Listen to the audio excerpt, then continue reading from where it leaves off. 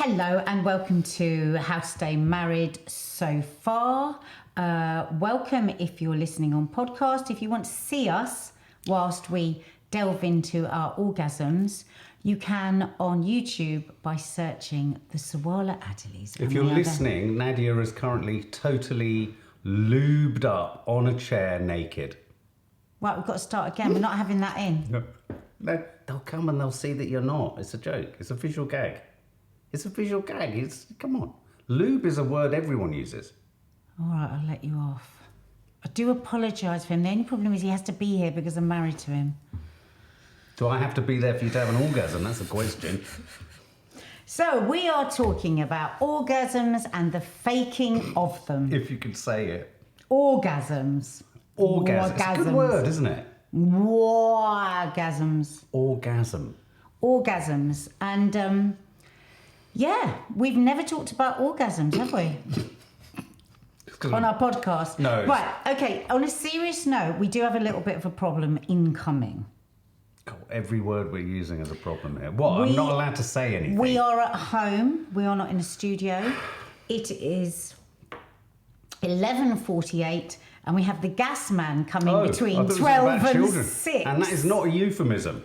Between 12 and 6. So we may have to suddenly stop mid-orgasm to let the gas man in. Well, for some people, that would give them an orgasm. Yes. Some people might invite. Yes, the gas man round. Yeah. Okay, no, but seriously, this topic was something a while back. I was saying on our vlog that we send each other stories every now and then, and I saw one recently that was actually titled "How to Have a Faster Orgasm," aimed at women in a women's magazine. And when I saw the headline, and I thought, why would you want a fast orgasm? One of the things about orgasms is they're free and they're fun.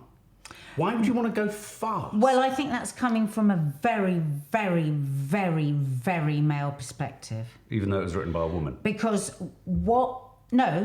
you asking why is coming from a male perspective, because a lot of men think that women want them to go at it for hours. Oh. Right, so that's why a lot of women will fake it, just to stop the misery of it. Misery of what? Of somebody, what's it saying here in this article? Bulldozering their vagina. Oh my God, you've immediately taken all the charm and the joy out of it. I'm saying some women. So maybe what, I haven't seen this article that you're talking about, but maybe what she's saying is she doesn't want to fake it, but she wants to get it over and done with fairly sharpish. This is so curious, isn't it, that so many women talk about sex as something to be tolerated rather than something enjoyed. This is a major problem. And I think, doesn't this speak to the fake orgasm topic? I mean, I asked on my Instagram today, I said, have you ever faked an orgasm, and give me some little stories around it. One of them, everyone staying anonymous, said to me, yes. Every time I've had sex for the last 21 years with my husband, with 21. A yawning emoji. 21 years of fakery. Well, I know somebody that's faked it for a lot longer than that. A friend of mine, I was saying this on Loose Women the other day. And when she was first with her then to become husband, she didn't think she was going to marry him. And she did, the first time they had sex, she did this unbelievable performance, like screaming, like smashing her hands down, like, oh, I can't bear it, tearing her hair out, it's so amazing. Little did she know she was going to end up bloody marrying him, and she's had to do that ever since. Has she had to do it ever since? Well, she has done it ever since. What would happen if she didn't? Every time. Well, somebody's going to say, well, what's wrong, aren't they? This is of course she doesn't have to, but that's what she felt. We're talking about sex and having an orgasm like rewiring a plug. Because we're talking about faking an orgasm. No, I know, but isn't it sad? We're not talking about the beauty and joy of sex. We're talking about people that are pushed into a corner to have to fake it. No, I know, but this is just, it's Okay, well, look, let's get cracking on this, because there's so many... This article that you sent me, subsequent to me sending an article that Nadia didn't see, even though I sent it to our podcast chat room, or whatever you call them. This is called Breathless, Why Do We Fake Orgasms by Carly Sciortino. Is that the gas man? No, it's the dog. And I think this is a fantastic article. So it's do I. really entertaining. Go and search it out and go and look it up because obviously it's online. Is it in Vogue And it's or so honest. Cosmo or something? I love it. I love the way it starts. Yeah, read the first line. So she says right at the beginning, and she calls herself almost an addict, doesn't she, of faking it. She says, I faked 2,000 orgasms in my life, give or take a few. I'm not joking. I've done the maths. 2,000 divided by 18 years of fucking equals just over 100 forgeries per year. Yep, sounds about right. I'm So not proud of 2,000 being the Bernie Madoff of orgasms, but it's the sad, arguably unfeminist truth. Wow. So she's having Unfeminist. sex about, I'm trying to work that out, about 100 times a year? Don't go into Just numbers, under that. darling. The numbers aren't the interesting Well, bit. we do check out our How to Stay Married about how often are you having sex and see if you can work out what I'm about to write now. This is how often we've had sex in January, okay? You were guessing it on the last one. Let's see if you can work out what I'm writing. This is how many times we had sex. Did they guess it last time? Lots of people came out with I hope you didn't tell anyone they were varying right. figures. This is how many times we did it in January.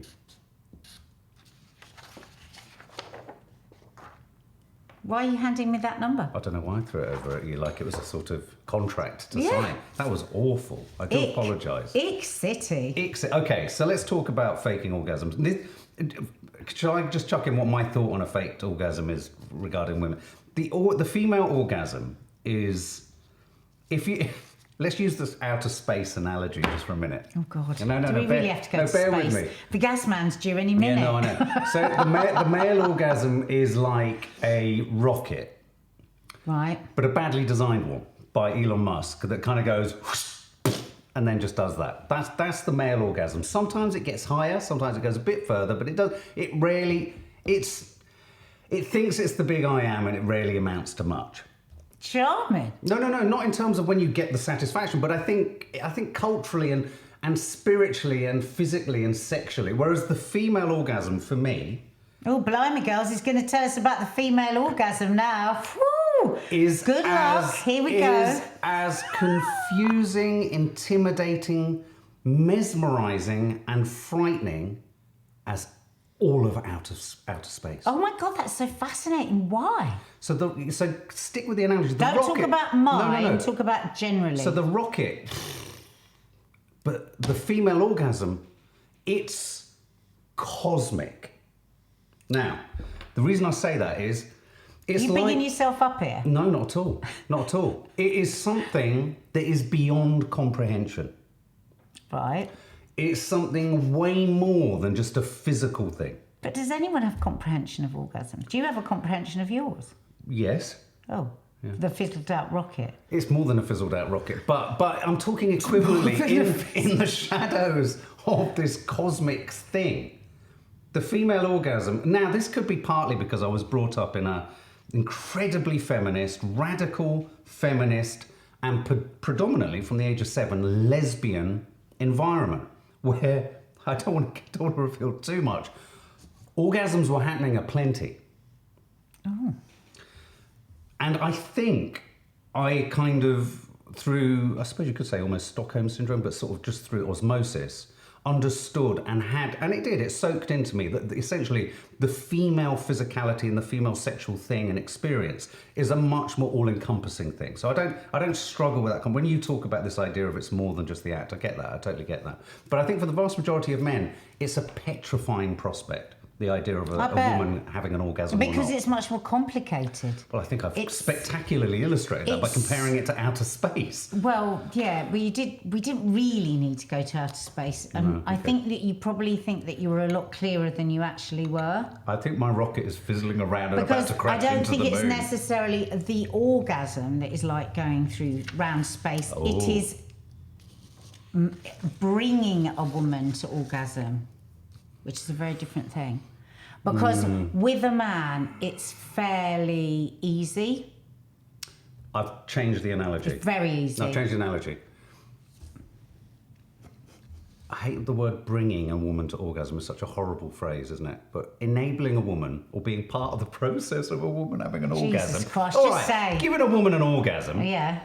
is akin to flying a rocket into space to explore space. It's so Darling, vast. please can we leave space? But This that's is how not I feel world- every time I have sex with you. I feel like I need to put on Don't say having sex with me. Do not say that.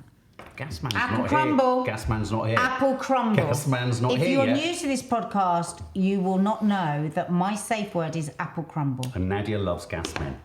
Okay. Right, apple crumble. Got it. Okay, well, so parking aside my very unusual upbringing, I then did leave that landscape of lesbianism and feminism and entered the sort of normal world of men. And once in the normal world of men. World of men talking about sex, yeah. So you'd had a very you'd overheard a lot of female stuff around the orgasm. Then you went into the world of men. And how do men talk about the female orgasm? I think it's fair to say that most men do want to think that they attach a lot of prowess to the idea that their partner, they make their sexual partner have an orgasm or come. For them. Let's not say. Let's not say that. Okay. Because I immediately see C-U-M and I don't know why. It just makes me feel weird. Okay. I don't like it spelled C-U-M. Okay, well, we'll keep saying orgasm. Yeah, so I think men, there is a huge societal, cultural, gender, heterosexual specifically, kind of pressure on men to feel that they're only any good in the bedroom if a woman has an orgasm. You're only a good lover if your partner has an orgasm.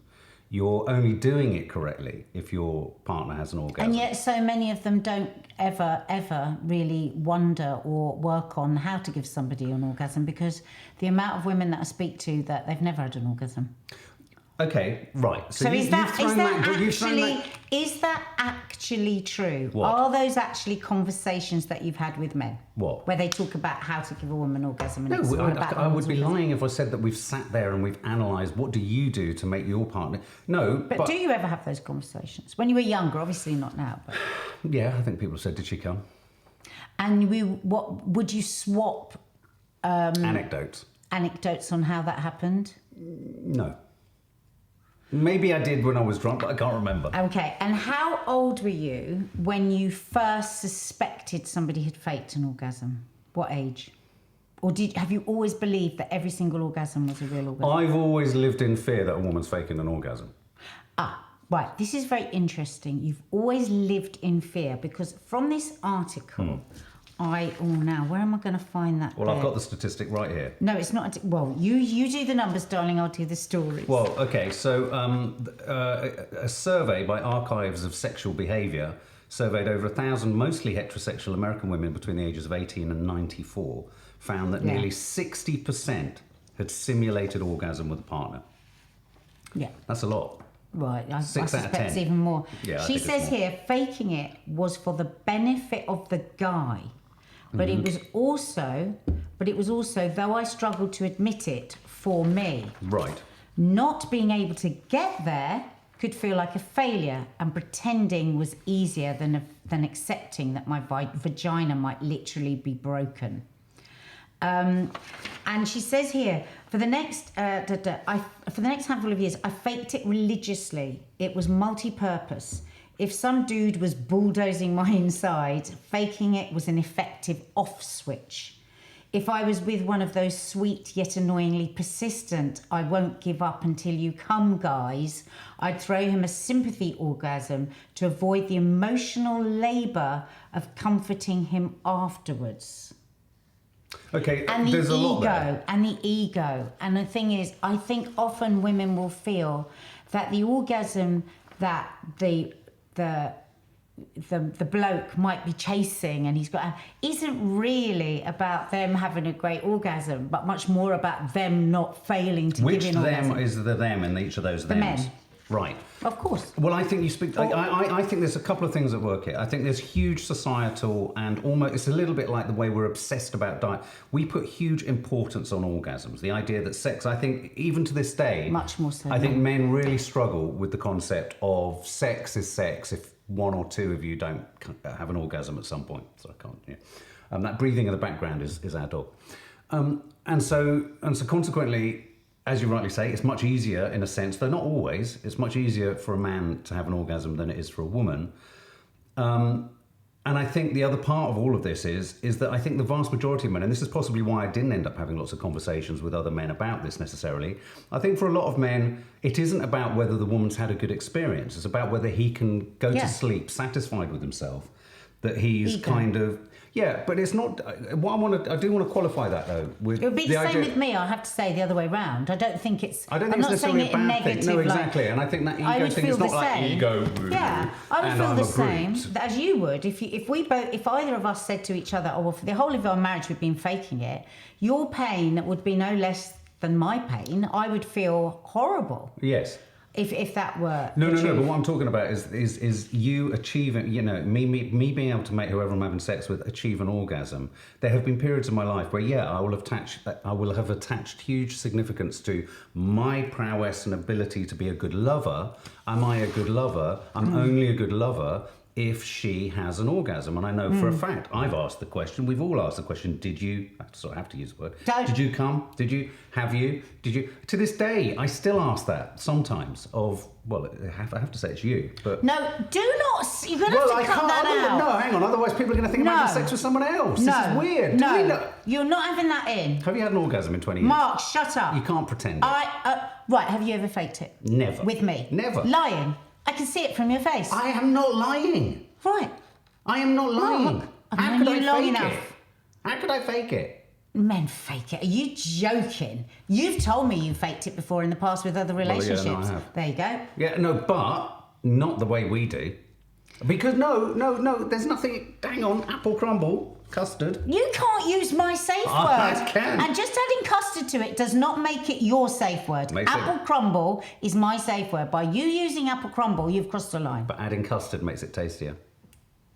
Here's the thing. It's not about faking... I've never faked an orgasm with you, but there have been occasions where I know I haven't been able to... And the reasoning and the rationale behind why would a man fake orgasm...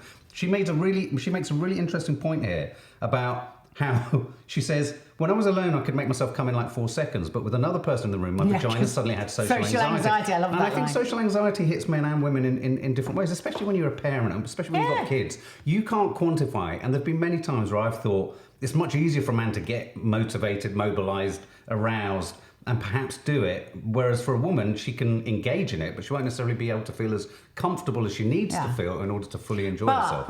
But the what then comes into it, and is like men never believe it, that you can have a really lovely sexual experience without having an orgasm. So it ruins that lovely sexual experience because there's going to have to be a fake it. Otherwise, they're going to feel all upset and be a bit weird and be a bit down the next day. So that's that real misunderstanding sometimes, I think, about how different men and women can be with sex, that it isn't always about the finish line. It's about the experience, which you can be incredibly sensual and have a sensual experience that would be way more intimate, possibly, than if you do a woohoo, and have an amazing orgasm. Have you ever faked an orgasm? Yes, of course I have. Oh, what, with me? Don't know. What do you mean you don't know? Have you? I literally can't remember. Oh my God. But you couldn't say you haven't. Well, I'm pretty sure I haven't. But, there were some very foggy times around having a baby and breastfeeding, and you just, But not like, I would never have done a big number, but I might have just not really meant. Yeah. But in fact, I'm really big on this with women. I say don't fake it, because if you fake it, you are setting both of yourselves up for more faking it. Because if, like the story I told right at the beginning of this friend of mine who did it so massively, which of course is crazy, but if she writes about this here, actually, she says to fake it is not only, where is it? For the benefit of the guy? No, when she says about, not only is it a disaster for you, but it also is for any of the other women that you send him out to. Line. I love that line. Which I really liked, because maybe you can find it while I sort of paraphrase it, because this is true. So if you pretend to come when a guy is flicking your clit like it's a stray crumb, then he's going to keep doing that until eternity with you, but also with every other poor girl who comes after. Essentially, faking it is detrimental to the rest of womankind. Yeah. So let's think of it as a village, and we all look after each other. Right. So the thing is, you know, if like, okay, Flicking. so let's talk about a clitoris. Okay. But Hang on a minute. No, hang that on. took a lot of. No. Yeah, well, I'm not afraid. I don't need apple crumble custard. Let's chuck the whole lot on. Let's have fig clafouti. Of the Fig children. clafouti. Babe, you say you haven't said. This is like what's his name? Bill Clinton. Why are we suddenly? You can't say you did fake an orgasm, but you can't say you didn't fake an orgasm. So we'll try and read into that like a Tory I've certainly politician. never done a ooh, No, but I've probably just kept a bit quiet when I've been Have you in knackered. previous relationships faked orgasms? Yes. And why do you do it? Because you think because You don't wanna why let them have I? down? Let me just try and remember. God, it's so long ago. I think in my earlier days, definitely I did. I can identify with some of what she says because let's face it, like she talks about right at the beginning when you're having sex. You're useless with your paper. Oh, no, Sorry. I've mixed them all up now. Oh.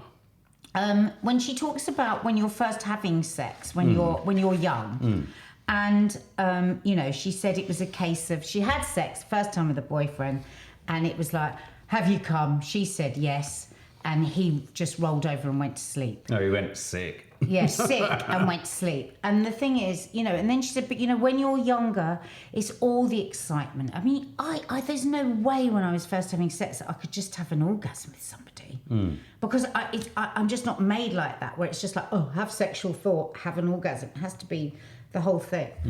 So Peer when I pressure was as well, first right? having sex with somebody else, you obviously you're not gonna have an orgasm in the way that you would by yourself. So you've got to find out how that works with somebody else. So when you're young and you're starting out and you're like, maybe I better just like make some sounds like that. It's not necessarily that you were hating it, but you just felt the pressure that you should. It never really came from anywhere. I didn't think I never had like a horrible boyfriend. I never had anyone that put any pressure on me. I was always really good at choosing very kind, nice people actually. But yeah, you would do it because you felt, and there could be even a frisson in it because you don't really understand what an orgasm is like with somebody else before you've had one. So it's like, there's a bit of power in like having this, and he's had one and I've had one. So Right, role play. Whoa. almost, but so I think that's probably a natural progression. When you're first having sex, and if you're young. I mean, I wasn't too young; I was 17, but everyone I know that had it younger than that, it lasted literally seconds. Like and then they don't do any other stimulation, and it's just like, what, you're supposed to have had an orgasm. But you just said at the beginning, flashing their willy at you. It's not going to happen. But you just said at the beginning that one of the. But I think that's why it's difficult for younger men as well. Like literally, they just have to have a touch of a skin and they're off. So they would see. If they don't really understand it, they're going to be mortally offended if you've not had an orgasm because they have no understanding of how to travel in space, to coin a phrase. Well, absolutely, and travelling through space it's interstellar. It's hard to quantify and very difficult to achieve. There's a number of different things. Just quickly on that, one of the people that contacted me on Instagram said, and I loved this so much. She said, I've never faked an orgasm because when I was 20 years old, my mum made me promise that I never would.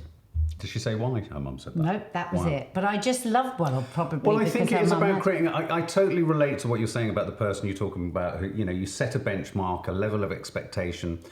The funny thing about hearing that, the reason I sounded a bit perplexed is, wow, I couldn't be happy in a sexual relationship if the sex was that predictable and the same all the way through. It strikes me as bizarre that someone would describe themselves as having a good sex life, sorry to be kind of strong about this, if your partner was responding in exactly the same way every time, all the time, and it was just about kind of getting that done and it being... I think a lot of people's sex lives are like that. No, but the thing that strikes me... by numbers. Yeah, by numbers. But the thing that always never ceases to amaze me, and sometimes, does anyone else do this? Sometimes I can be out, or we can be out, and you'll be out, and you'll see couples, and they're not talking, and you're sort of thinking, oh my God, but they've got kids, and you're thinking, oh my God, but they're intimate with each other, but they don't seem to have anything to say to each other. People can be so formal and polite in their relationship, adult head relationship, emotional relationship with someone, but they're quite happy to put two parts of their anatomy together, I know. fiddle them around, rub them against each other. One spurts and the other one All right, doesn't. stop! No, but, we don't need that. But it's important to use these kind of terms. People know what sex is, Mark. No, I know. We don't need you to say two body parts and a spurt. We're not at primary school. But that's no. So anyway, but you've said something. So I find it strange. It's amazing it makes me feel a bit sad, and I feel actually apple crumble with custard. I feel very blessed actually that we have a very sort of open dialogue and ability to kind of, I don't want to say experiment, but we're open to things. And one of the things that I think is a bit confusing about what you said at the beginning is men have this misnomer, going back to the article I saw about how to have a rapid orgasm. You say most men think that we want to be going for hours and hours, and we don't. Well, what happened a there? lot of men Did you have do. an orgasm? No, just my eye. You look like a you had lot a of nose men, I've got a bit of trouble with my eye, guys. So if you're seeing me do weird things, I hadn't bored I'm not you. winking I at thought Mark. I was boring you with orgasm chat. I'm not giving signals You're to not? Mark. Oh, I'm that's a just shame. trying to see out my eye. Where were we? The signals of how long to have sex. No, I think that you make a good point there. In that, imagine if you have, and this is what a lot of women that I've spoken to would say, and things that I've read, is that there is so little, and we've spoken about this in other podcasts. Intimacy. So if you've listened to a lot of ours, please do forgive me, but it's a really important line to keep repeating. Intimacy is not solely the act of intercourse. Intimacy is not solely the act of anything that happens in bed with the banner sex across it. Intimacy is a knowledge, for me, is a knowledge of each other, is a caring of each other, is a cherishing of each other. And people may laugh, but I'm sorry, men might think, what the hell is she talking about? But things like emptying the dishwasher, listening to the other person when they come in and say something about the day, smiling at them when they walk into a room, giving them a little wink across the room, even though you've been together however many years. Taking the bins out. Taking the bins out. Those are acts of intimacy that lead to a happier place in the bedroom because trust is there.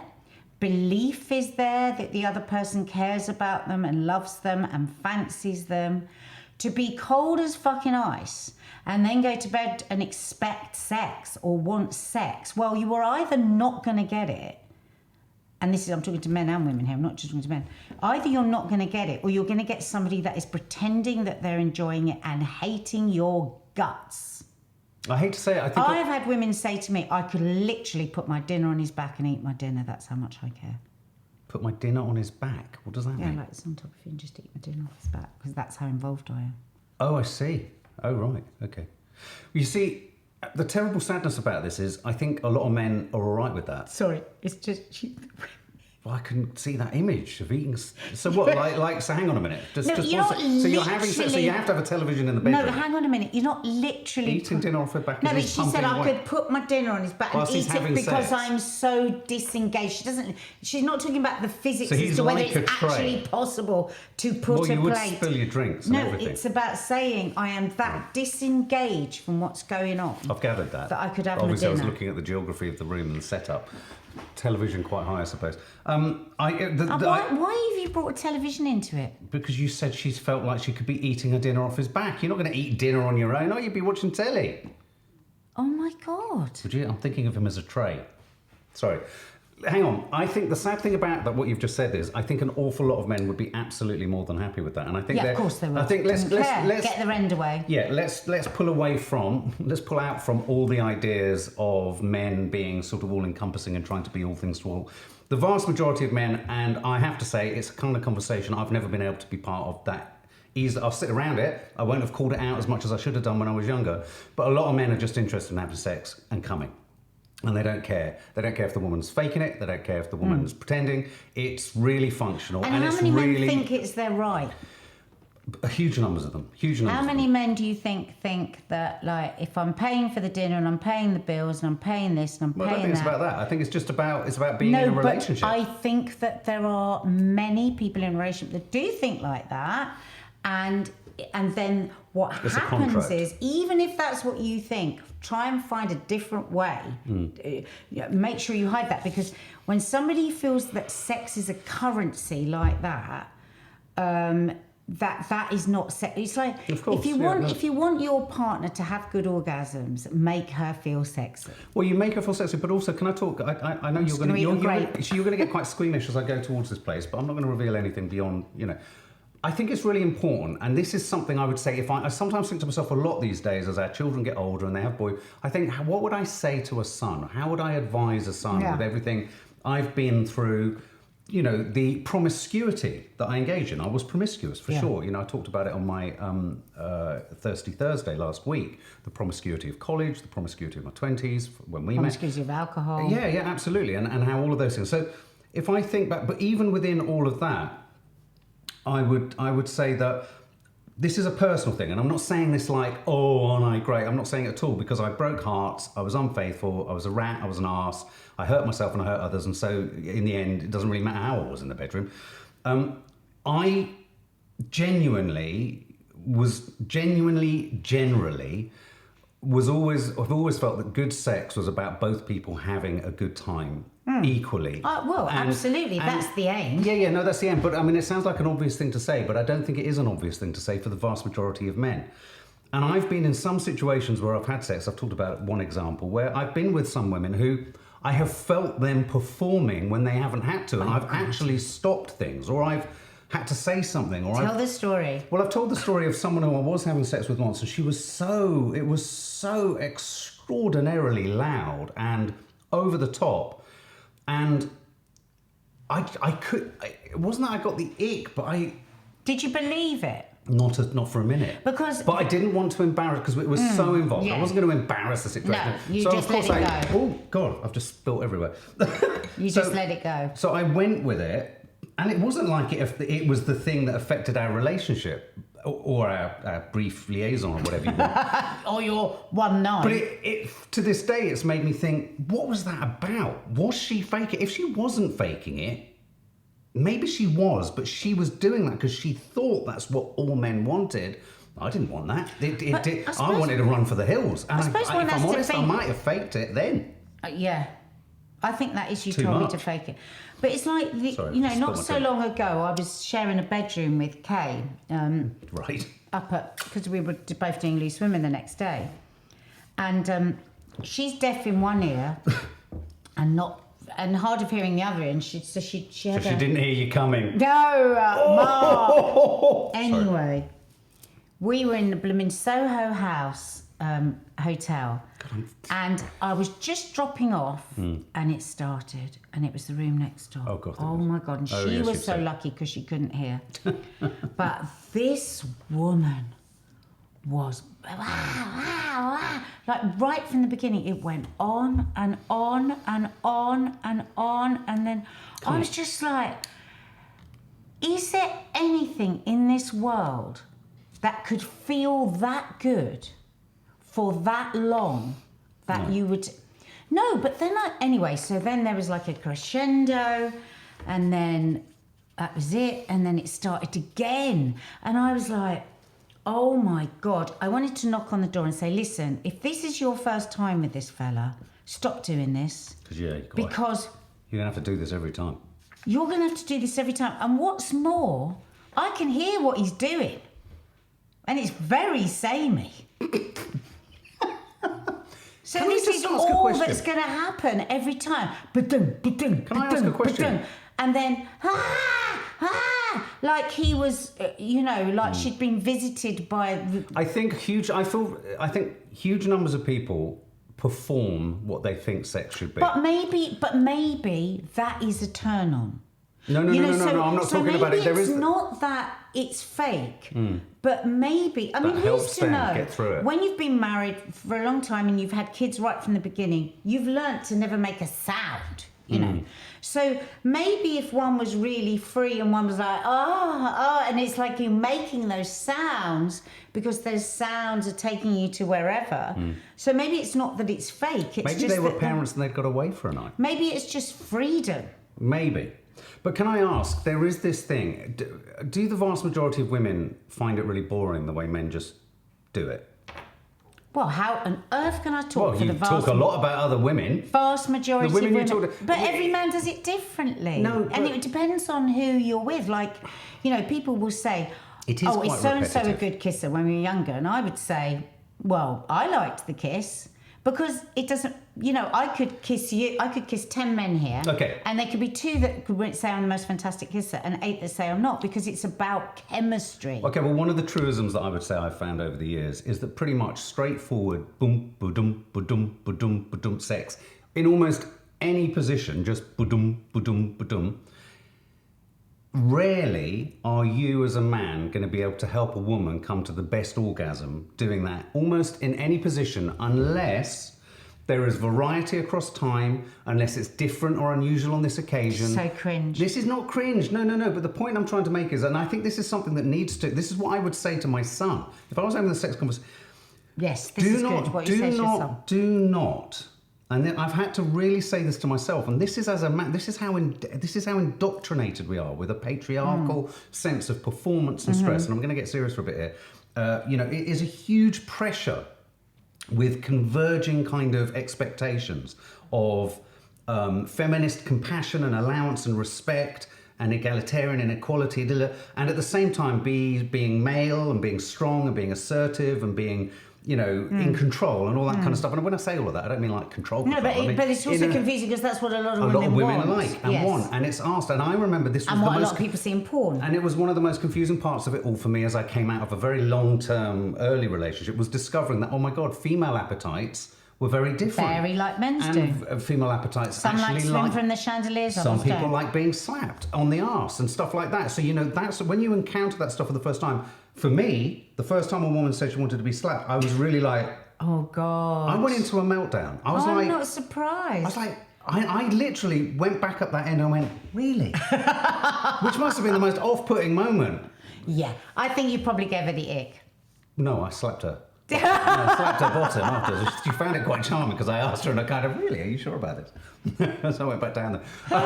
No, but it was, and so all of this stuff I was discovering, I was like, oh my God, this is so confusing. So I think, again, going back to the son, that I would, if a woman that you're with and you're in a relationship and you're having a respectful time with them and you're thinking, oh, this is, you know, I like this person. It's not a one-night stand which comes with so many other different caveats and confusions and what have you.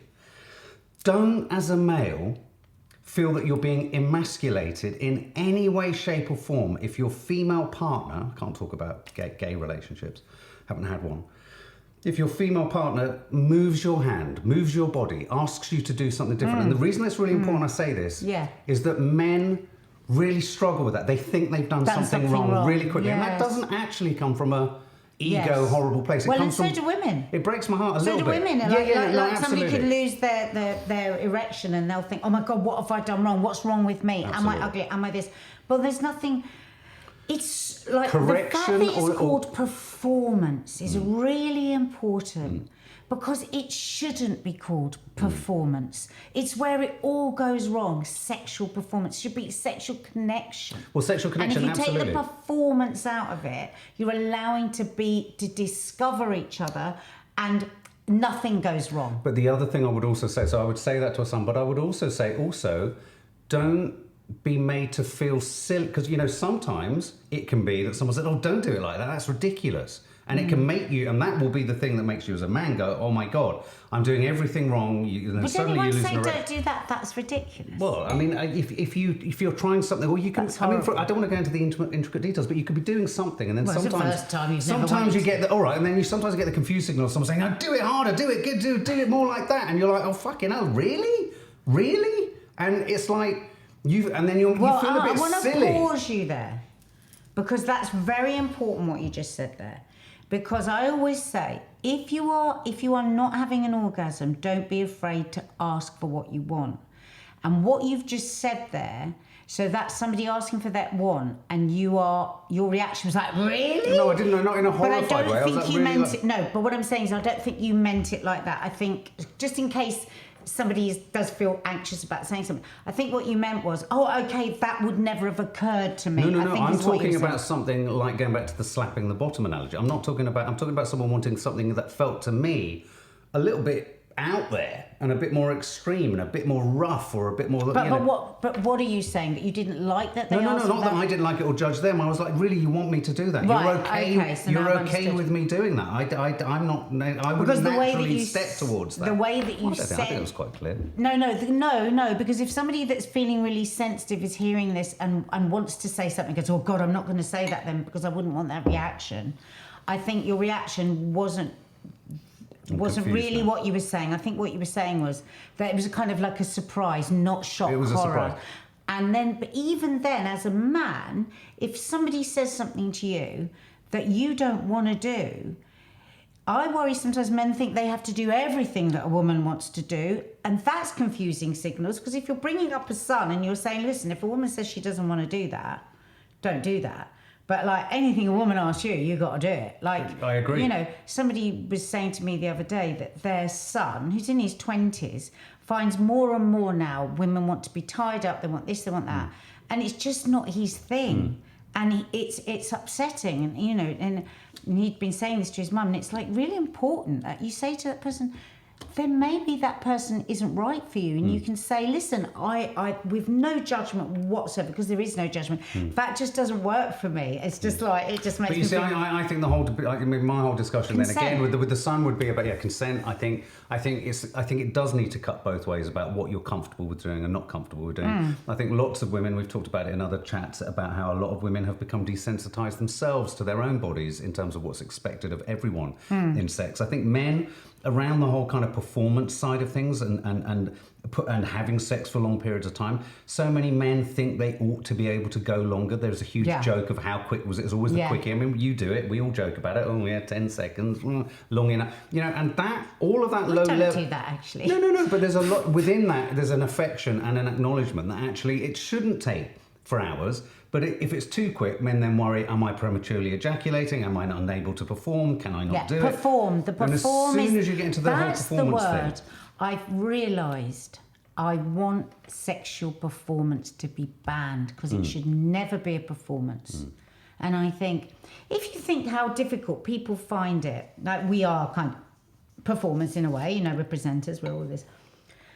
But most people find the thought of performing in any way agony. Like if somebody's got to do a wedding speech, or they've got to do an interview. You know, if you're an actress, you go for 1,000 auditions. You get used to facing people and being rejected. And yet, people are expected to perform in one of the most scary, intimate, vulnerable scenarios.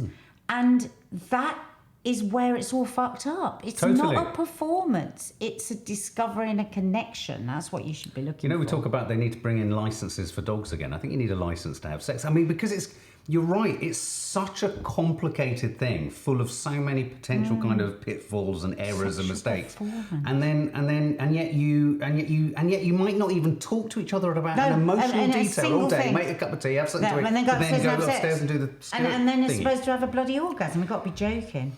So at the end of the day... she also says in here that something that she does feel a bit...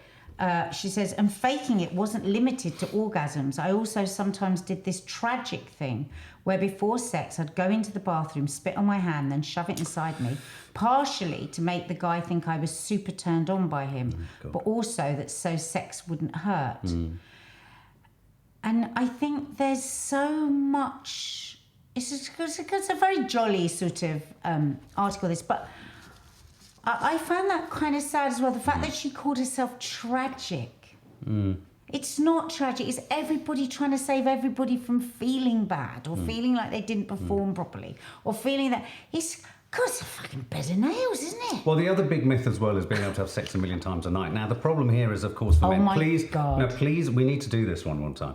We need to do it many times. No, but Poor Things. There's a moment in Poor Things, the film, if you haven't seen it, where Mark Ruffalo. It's one of the most brilliantly comedic moments in bed after sex, having sex between him and Emma Stone. Am I keeping you up? Sorry. Did you yawn? I thought you just yawned. Didn't. I just saw you do your head like that. I did not yawn. Oh, maybe you were ecstatic. No, but anyway, so no, and Are you not reading me right? No, and he talks about not being able to do it, and she says, "Oh, is that a limitation of men then?" And there's this moment where he goes, "Oh my God." I think the only time I can honestly say, hand on heart, in my life I can really remember faking it is when there's been an appetite to have more sex and I haven't been able to do it. Yeah. You can only do so much, literally. But I do. But you see, why couldn't you say, why not you? Why does society not allowed to say, well, God, you know, I've had whatever, I'm not going to have another orgasm, but I love to, you know, just get more intimate with you. Yeah. It's like, oh, you perform, then you perform, then you perform, It is a then you box-ticking perform. It's like exercise fucking sometimes. ping pong. Let's all just not perform. Try and get away from the box ticking exercise. But we are housewives. Reality show, you know, the housewives, what are they Beverly called? Hills, Brand. Real Housewives. Yeah, Real Housewives. And one of the Real Housewives, God, yeah. I think it's, where is it? It's in Miami. And this woman, and she's kind of like a Kim Kardashian lookalike, hasn't she? She was married to, well, she tries to, and she was married to this very famous basketball player. We don't know who he is because we don't know about basketball. I think, wasn't it Michael Jordan? No. Yes. Was it? I think so. Oh. But anyway, a very famous person. And she has said so often in this series, I was married for 20 years. We were never apart from each other. We had sex 4 times a night, every single night. He did not, unless he had Viagra. Oh, I mean, come on. She must be so sore. No, you No, she really, must be. Mark. Babe, 4 times a night for the You whole marriage. shouldn't have said that. Why? Someone said it on the show. Everyone was like, my God. No, but I mean, of course it's not the truth. But this idea of the performance, you know, and she says it so often like it is a badge to wear. Weird, and isn't it's something to be proud of. And, you know, I always think people that shout all the time about how much sex they have are usually fibbing. So don't feel the pressure of what other people say. If people say, oh, I have multiple orgasms every night, they're not. They're lying. So just try and make connections. Think less about the destination, the finish line, and more about the connection. The more connections that are made, the more dishwashers that are emptied, the more bins that are done, the more wink across the table. Are you getting all of those? And really try and make your partner understand that that's what you need. You need intimacy outside of the bedroom. Can I tell you the most shocking thing that ever happened to me in the bedroom? I'm going to write it down. And when this happened, I literally couldn't believe it when it happened. I know exactly what you're writing. Can you tell what I'm... It's a part of sex that no one ever warned me about. Is it fanny farts?